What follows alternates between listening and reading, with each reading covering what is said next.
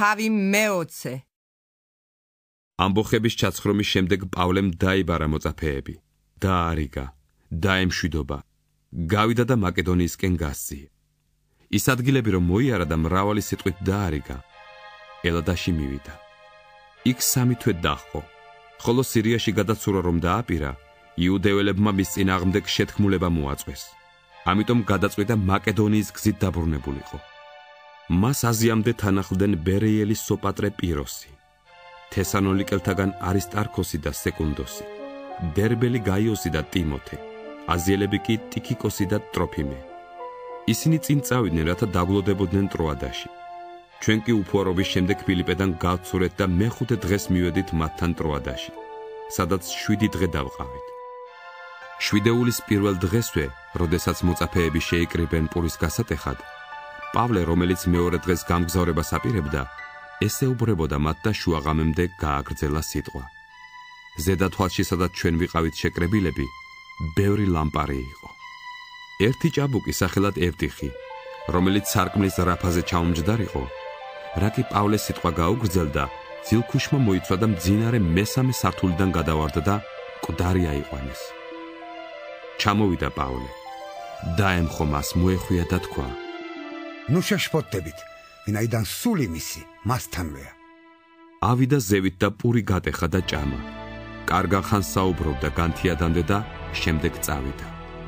ამასობაში ისყრმა ცოცხალი მოიყვანეს, რამაც დიდად ანუგეშა ისინი. ჩვენ წინ გავწიეთ ხომალდით და გავცურეთ ასონში, რათა პავლე წამოგვეყვანა იქიდან. ასე გვიბრძანა, რადგან თავად ფეხით აპირებდა ასვლას. როდესაც ჩვენ შეგხვდა ასონში, წამოვიყვანეთ იგი და მივედით მიტილენეში.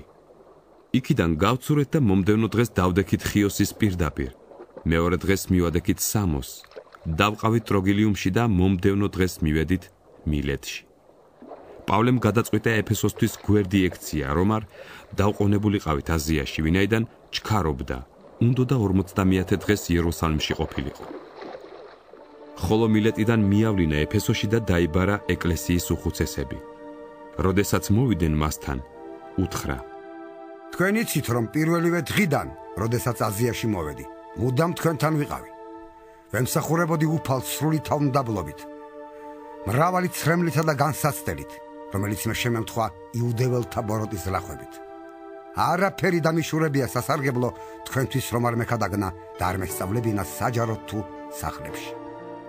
ვუმოწმებდი იუდეველებსა და ბერძნებს ღვთის წინაშე მონანიებას და ჩვენი უფლის იესო ქრისტეს რწმენას.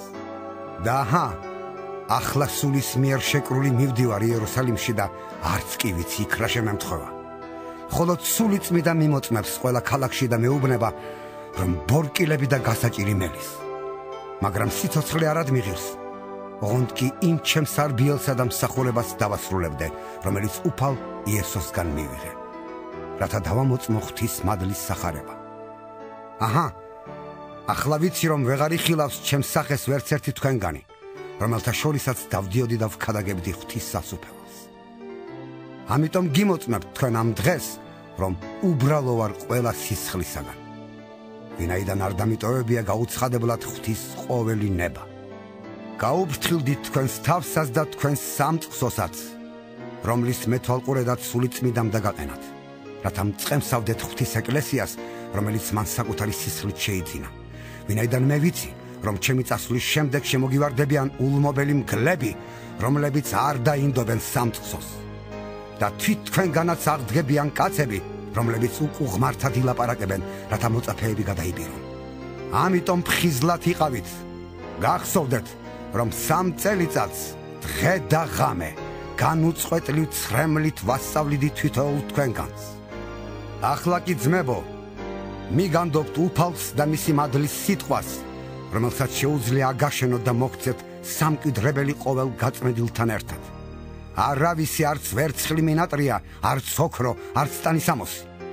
თქვენ თვითონ იცით, რომ ეს ჩემი ხელები ემსახურებოდა ჩემსა და ჩემთან მყოფთა საჭიროებებს.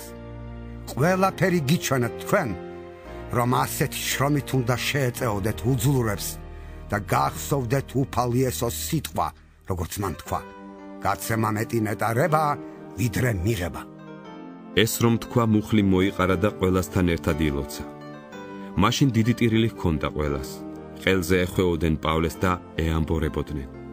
უფრო მეტად იმ სიტყვაზე წუხდნენ რომ თქვა: ვეღარ იხილავთო ჩემს სახეს და მიაცილეს იგი ხომალდამდე.